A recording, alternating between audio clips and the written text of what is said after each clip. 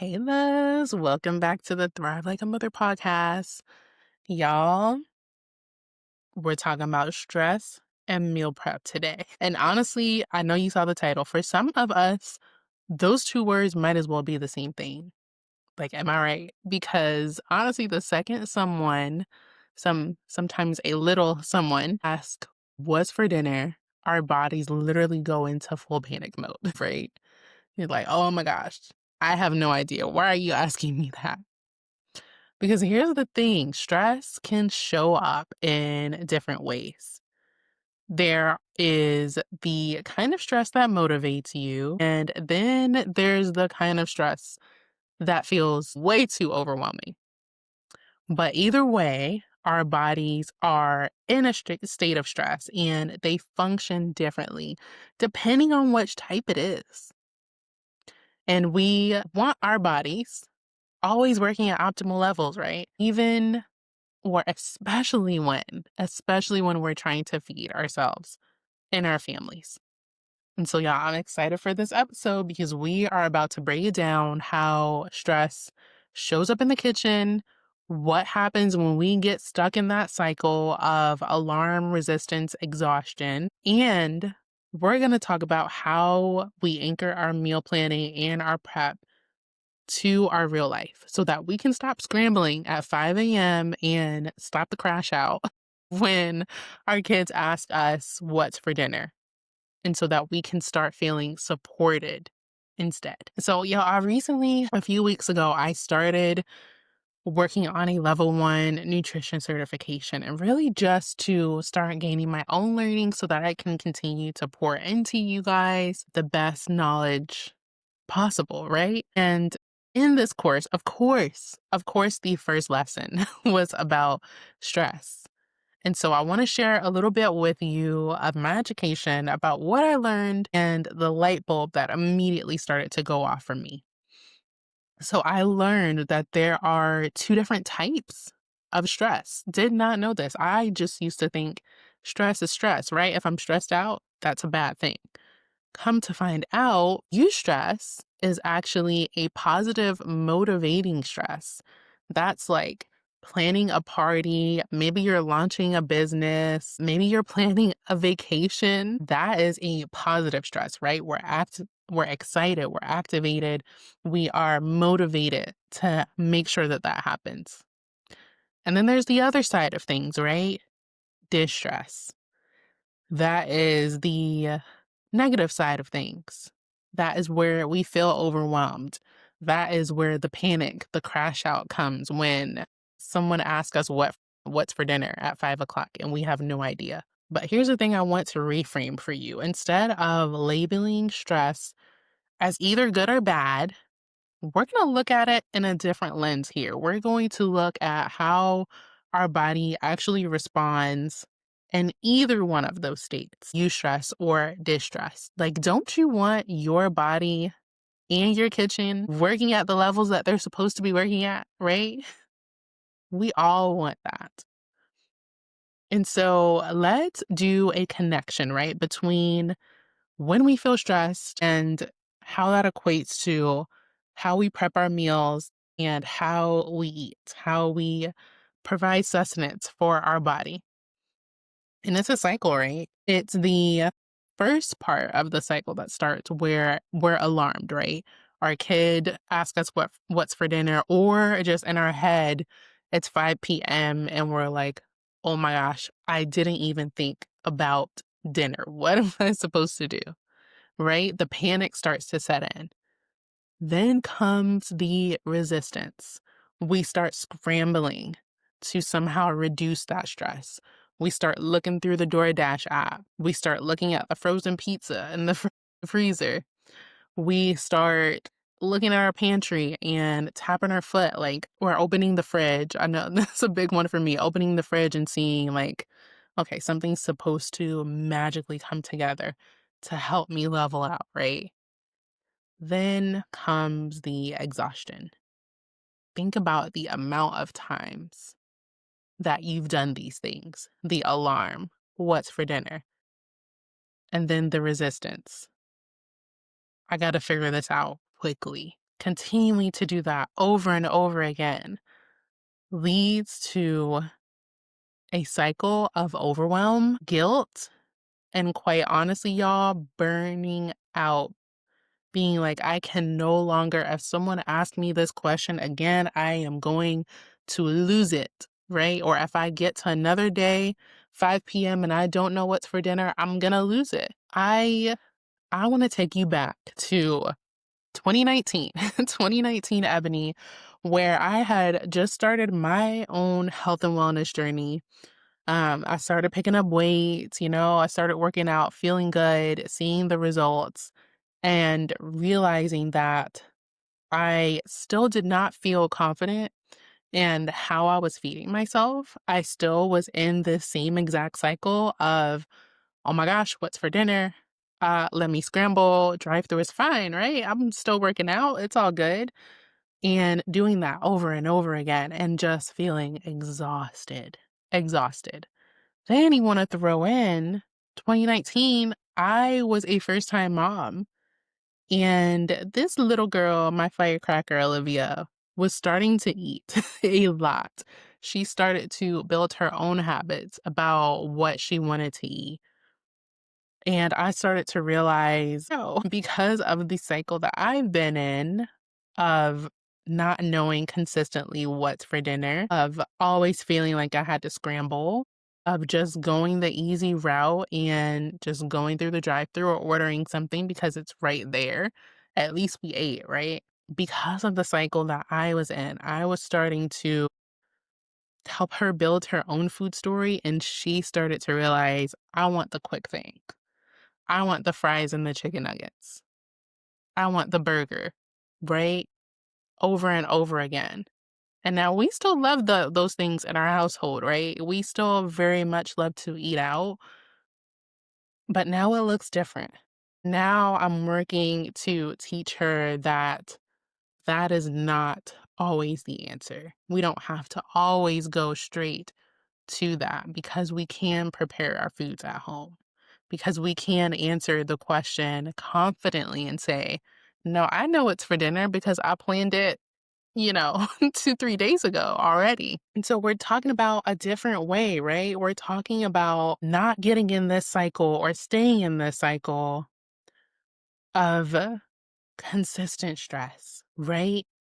Instead of being in that cycle of being alarmed, resisting the alarm and the crash out, and then still ending in exhaustion, we are talking about using our meal planning as prevention of that cycle.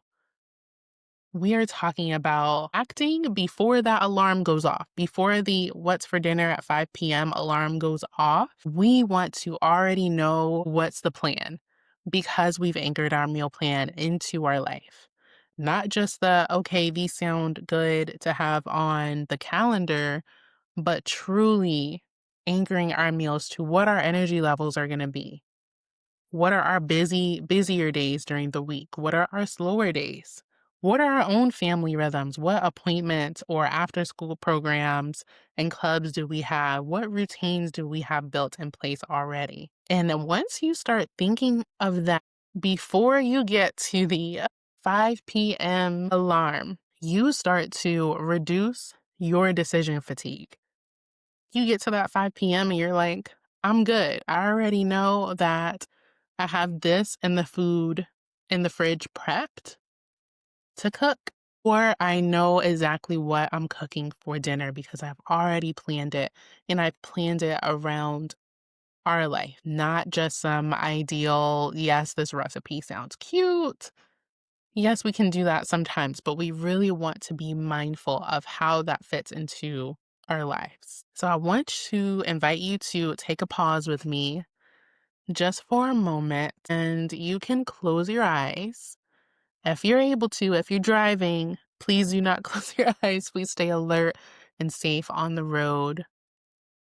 But if you're in a safe place, you can either close your eyes or soften your gaze and start to take a slow, deep breath in through your nose and exhale it out through your mouth. Now, I want you to picture yourself at 5 p.m. on a Tuesday. You're tired, you've been working all day, you have had meetings back to back to back, and your kids are asking, "What's for dinner?" And your body starts to feel that familiar rush of stress, that alarm. Maybe your chest starts to tighten, maybe your thoughts start racing. You start to see yourself scrambling, opening the fridge, looking and seeing that there is nothing that's going to be helpful for you there. You start to scroll through the DoorDash app and you feel that pressure that you felt at first, that alarm, it starts to build as time seems to be moving faster and take on, and your kids ask again, "What's for dinner?" That's the resistance. And if this cycle repeats over and over and over, you remember how exhausting this feels. You are carrying the weight of dinner on your shoulders by yourself every single night. It's exhausting. Now I want you to take another deep breath. Inhale through your nose, exhale through your mouth. And this time, I want you to imagine something different. I want you to picture yourself waking up on that same day, but this time you've already chosen your anchor meal. Maybe you even prepped a little last night or a few days ago, or maybe you just wrote down exactly what y'all are going to have for dinner that night. Something simple. And as dinner time approaches the same 5 p.m., your kid asks, "What's for dinner?" You start to feel steady and you answer them clearly, confidently. You know what's coming. You know what's for dinner. Notice how your body feels in this version of your story. How your chest feels more open, your mind feels calmer, how you move through the rest of the evening with ease. And I want you to take one more deep breath in through your nose. And as you exhale, hold onto this truth. Stress and meal prep don't have to go hand in hand. They don't have to mean the same thing. With just a little intention during your week, you can create peace in your kitchen, in your home, in your heart, even at 5 p.m. Dinner doesn't have to be stressful. Repeat this one for me. I release the cycle of panic and overwhelm. Keep breathing. I choose peace in my kitchen. My meals can be simple, nourishing, and enough. I am capable of creating rhythms that support me and my family. Last one, y'all. Meal prep is not pressure, it is permission to breathe easier. And now I want you to start to come back to self. Maybe wiggle your fingers and toes. If you had your eyes closed or softened, your gaze softened, start to open them and become more alert. Welcome back. Y'all, I wanted to do that during this episode because I wanted you to feel the difference between having that constant cycle of stress and having what is possible of feeling at ease at 5 p.m. when your kid asks you what's for dinner. Because they're going to ask, right? And it is possible to feel at ease when that question comes up. And so now I want to give you some tips on how you can make that possibility a reality. It's going to start with starting with one anchor meal every single week. Every single week, you want to evaluate your calendar, look at where your energy levels, where your day ends, how busy is your day, when are you guys realistically going to get home, and what time you want to dedicate to cooking. right? Be realistic about that. If it's 20 minutes, say, hey, I've only got 20 minutes to dedicate to this cooking today. And your anchor meal is going to fit that capacity, right? Then I want y'all to get into using themes every week. You don't have to recreate the wheel every week. This can be something that can be fun for your family too. Maybe get the kids involved and something that you know that they'll love, do a poll, right? Whether it's Taco Tuesday or, oh my gosh, mom, I really love when you do that slow cooker meal, that crock pot meal on Sunday, right? That makes me feel good. Figure out what that is and have it be consistent. Because that's one less day, y'all, that you have to plan. That is one less day that you have to make a decision. Now, I want you to prep small. Meal prep does not have to mean you are in the kitchen for 4 hours at a time or more. I'm saying that because it used to be me. Used to be me, y'all. I used to be sitting in the kitchen and prepping and bouncing back and forth between all of these meals. And at the end, I would feel exhausted. And I realized I don't have to do this every single week. Why am I keeping myself in distress? How can I make this easier?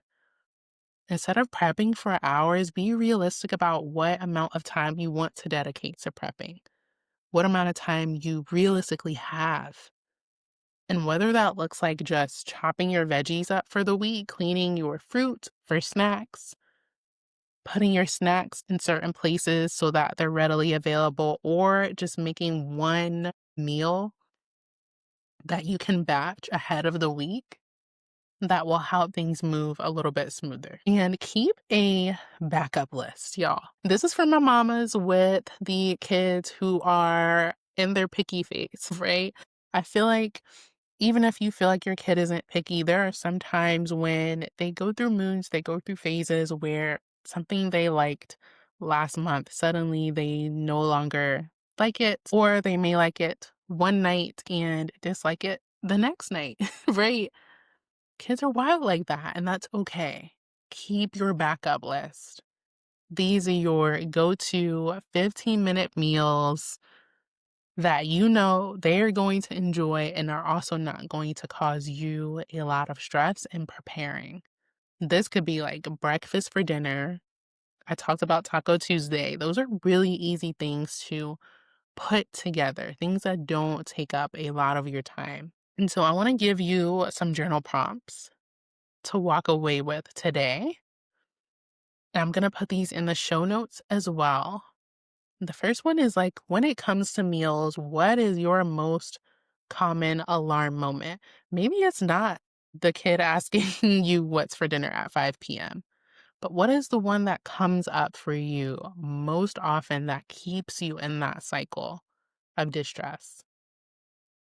And then number two, what part of the cycle, whether it's the alarm, whether it's the resistance, whether it's the exhaustion, which one of those do you feel like you find yourself in most often, right? We want to pinpoint what that is so that we can come back with our anchored meal plan and really hone in on, okay, how is this going to impact that cycle? Where do I need to focus in at? And then what is one anchor meal? Last one anchor meal that you can plan this week to break the cycle. What is one thing that you know aligns with your time capacity, with your energy, with your actual real schedule? What is that one meal? And as we wrap up today, y'all, I want you to remember this. Stress and meal prep, they don't have to mean the same word. They don't have to even live in the same sentence. When you anchor your meals into your rhythms of your real life, your energy, your family schedule, your real bandwidth, you take yourself out of that daily cycle of alarm, resistance, exhaustion. Because who wants to be stuck in that? Not me. Absolutely not. Right? Instead of the panic, you start to get peace. Instead of feeling like you have to scramble, you start to feel structured. Instead of burning out, you start to get a little bit more room in your day and your week and your season to breathe. And so this week, I want to challenge you, like I said in those journal prompts, choose one anchor meal, just one, something that's simple, something that's repeatable too, that you can use, put in your bank so that you don't have to recreate the wheel every single week, and something that's grounding, right? I want you to let that one decision, that 5 minutes of choosing that anchor meal, let that decision reduce your stress this week before it even starts. And y'all, don't forget, I have resources for you. If you are listening to this episode and you are thinking, gosh, this still feels heavy, I feel like I need more support, then I have resources for you. You can grab my free meal plan and prep workbook in the show notes. It's full of tools to really help you create that one anchor meal that works for your life and not against it. And if you're like, okay, I love that, but I don't want to do that by myself, then you can join the Cook Like a Mother Circle, where we meal plan together every single week, lightening your decision fatigue, lightening the load of having to do it by yourself, where it's not all on just your shoulders anymore. I want to end this episode with a reminder that you don't have to meal prep or plan from a place of stress. You can, if you start to take to heart these tips and strategies I've taught you on this episode, you start leaning into the resources I have for you, you can meal prep from a place of strength.